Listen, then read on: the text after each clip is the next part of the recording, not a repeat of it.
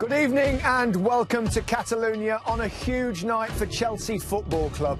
After Manchester United crashed out to Sevilla, there are just two English teams through to the quarter-finals of the UEFA Champions League. To join them, Chelsea have to overcome a Barcelona team that are formidable here at the Camp Nou and return from Stamford Bridge with a draw 3 weeks ago. Barcelona roll on, Chelsea go out, it's finished.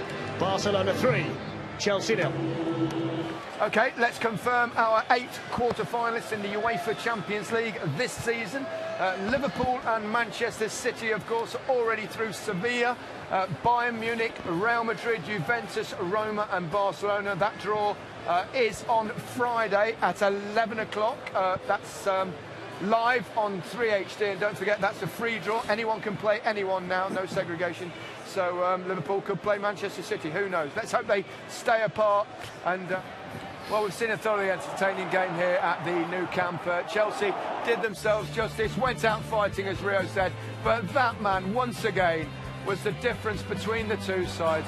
What an extraordinary talent, a joyous footballer. And Marcos Alonso there, I mean, that was a pivotal moment, I think. The penalty shot would have got them right back into the game. What do we think? Let's have a look at it. 2-0 at the time, of course. I don't think it was a penalty myself. I thought he was looking for it. It went down too easily. Great bit of football. Willian, best player for Chelsea today, and there two players coming back. If he just pulls the trigger there, he's got half a chance of scoring. He's right in front of the goal. Yeah, but I don't think there's enough. He's looking for it too much. He tries to fool the ref there a bit, and I think the ref doesn't play to it. I agree. The slightest touch and he's on his way. I wouldn't have been surprised to see it given at the other end. Lionel Messi maybe might have got it. That's the way these games go, unfortunately. But there isn't enough in it there for me. At first glance, it looks a penalty. When you really analyse it, I don't think there's quite enough. Yeah. Do you think he should show a bit more determination, stay on his feet and finish the thing? Yeah, I mean, he's got a great strike on him. He can hit a ball very sweetly with his left foot. And I mean, if he gets he took it out of his feet well, his second touch. He just got to hit the target there. It's a little bit catches his back leg there. But I think he catches Piqué's leg more than anything. I don't think Piqué's looking to take him out there. He's on his way from that step there, and then he gets the connection on his legs. I think if it is say bigger and stronger and then gets that connection, it's a different thing. But I think he was on his way down at that point already. OK, it was always going to be a tough night for Chelsea, but it doesn't help when you concede a goal after just a couple of minutes. This kind of kills any team talk that's gone on beforehand, takes tactics right out. Good bit of play, fortunate, but Messi doesn't have to do much there. That's the problem. Well, it looks like he's got to do a lot, but in the end, he doesn't. He just hit the target. But I mean, he's clever enough to possibly have tried that. I don't know. Only he will know whether he meant maybe. that. Again, at this level, the thing is, if Lionel Messi, bends one in the top corner, I think we all accept it and we're used to it. But when you've got him on that angle on his wrong foot, as I said at half-time, the goalkeeper has only really got to worry about stopping that angle. That's his job, and he doesn't do it. Yeah. The second goal was somewhat different. This time they gave the ball away, and then there was a devastating break from Messi. But this is what was happening in the first half. Chelsea were getting on the attack. They were playing on the front foot. A mistake here from Fabregas, who on the ball you wouldn't. It's just scampering along the ground there. Great run. The awareness from Suarez to take the defender out of that middle part of the box to allow Dembele to come into the picture. If Chelsea defended so deep as they did in the first half, you can actually get away with those midfield mistakes, but tonight you couldn't. But they had a go.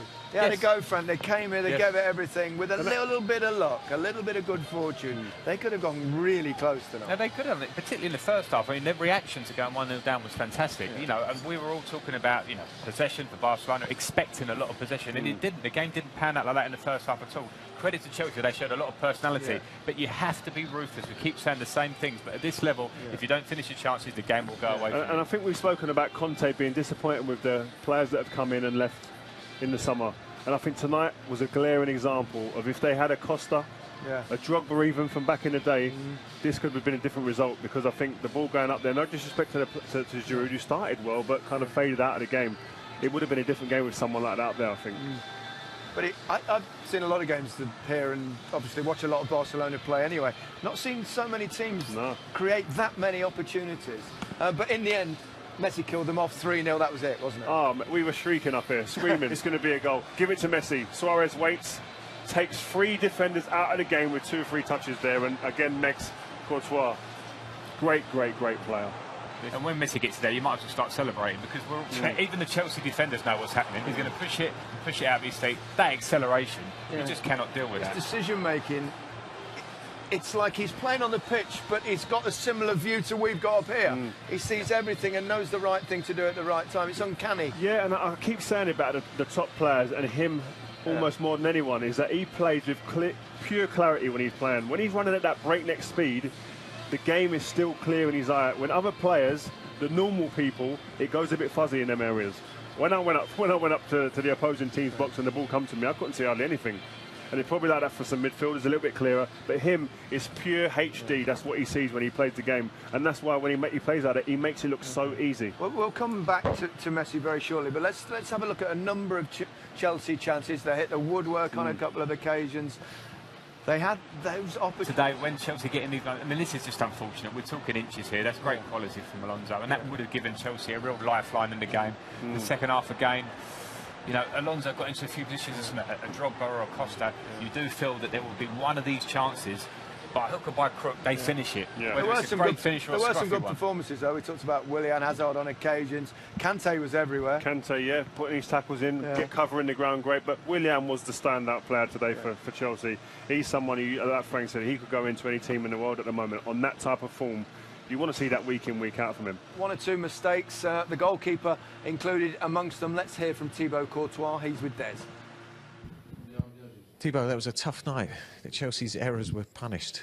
Yeah, indeed. I think I don't think we deserved to be out, but obviously individual mistakes cost us in both legs the goals. And I think as well the first, I didn't expect a shoot from Messi there, and I just too late to close my legs. So obviously it's a mistake on my part, and it's not nice to start the evening like that. And then I think two other missed passes, and they were paid cash. I think that's their class that they scored of our mistakes. I think apart from that, we defended well. We tried to play well.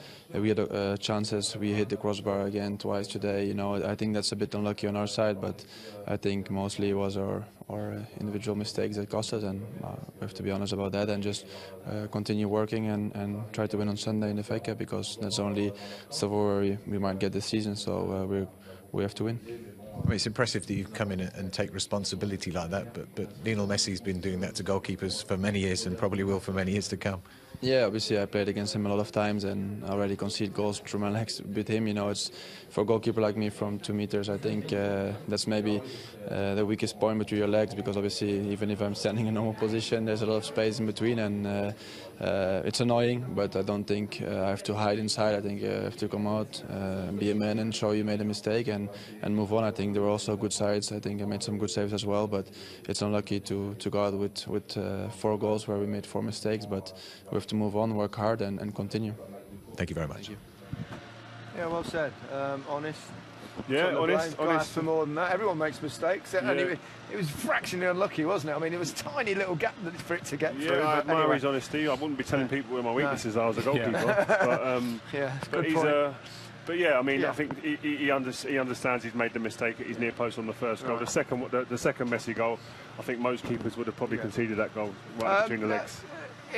Messi was clearly, you know, the difference, the reason that Barcelona have gone through. The goal in the first leg, here again in the camp now. He's a phenomenal player. I've said my worth on him over the years many times. I'm going to leave it to you boys. Frank. Well, I mean, this obviously, he gets a bit of fortune with this goal, but from the start of the game, you just sense this is going to be the man that always changes the game. I mean, the speed, balance, it's that look up. Nobody else sees that pass in the stadium. We certainly didn't see it up here. I'm waiting for him to slip Suarez in, and he sees the pass to Dembele. So not only is he a genius on the ball that toys with defenders and dribbles and twists and turns, but the critical stuff, the really efficient stuff that scores goals or assists goals, he does brilliantly as well. So as an attacking player, the most complete player for me in history. For sure, what I've seen live, without a doubt, that was an absolute... Yeah. Well, you can't talk about people that you've not seen, like the Pelés, the Di Stefano, but I mean, this is just a goal. 44 really, hat-tricks for club and country. This is a liberty. It's out of order. That's too much. I mean, we 50 goals 5 times in a season. It's too much. I mean, his goal numbers, you know, they're up there with the best, aren't they? With the, you know, they match kind of their goal-a-game thing of the very greatest players of all time in terms of obviously Ronaldo. We've talked about the big, you know, Brazilian Ronaldo as well, and then you look at obviously Maradona. I never thought I'd see a better player than Diego Maradona, but if you look at, it's not people just the always goal argue, scoring though. numbers, but it's the longevity. Yeah. He's the best dribbler I've ever seen. He's the best passer I've ever seen. He scores as many goals as anyone I've ever seen. Sorry, I'm going back to it again, aren't I? But, but people then argue. Yeah. He hasn't won the World Cup, Yeah. so Maradona. That's what people's arguments are. But I agree with you in longevity to play at the top level. In today's game, how quick it is, the pace of the game, to score the goals, the assists that he has to be in that conversation. But all the best players play in this competition now. It's like a World Cup every year. Exactly. It's where the best players play. Yeah. You know, this competition has developed to the point where if you are the man that's been making them win multiple trophies, which he has over the last 10 years, then that puts you in that bracket anyway. I mean, we can talk World Cups, I think. Get the game changed, the modern game, this Champions League club competition is such a high level, and this man is at the middle of it every time they do it. Every time he is the difference. They've had great players, but even amongst great players, he stands up even higher, which is not easy amongst Xavi, Iniesta, all these ones. He's the one that we all speak about at first glance all the time. What he does, I think, more than anything else, he brings joy. Joy to the ground, joy to the people watching. Yeah, I think him and Cristiano Ronaldo are the best players. Okay, and the difference between them, both of them, is that Cristiano goes out there and his mindset is give me the ball in the areas where I can score a goal. He's a goal scorer. He's a goal right scorer. Up there a goal scorer. Cristiano Ronaldo is not bothered about being on the halfway line and playing at the rhythm of the game. He wants to be at the cutting knife edge of the game. Whereas Messi, you sometimes see him in a defensive midfielder position, picking up the ball, playing 1-2s, just playing with the opposition, waiting for that moment, biding his time. He's involved in the rhythm of the game constantly. That's the difference between the two players. And then the guy's a magician. I mean, the size of him, he shouldn't be doing what he's doing, really. He shouldn't be. He's small. If you're going to build a player, to come out of a machine,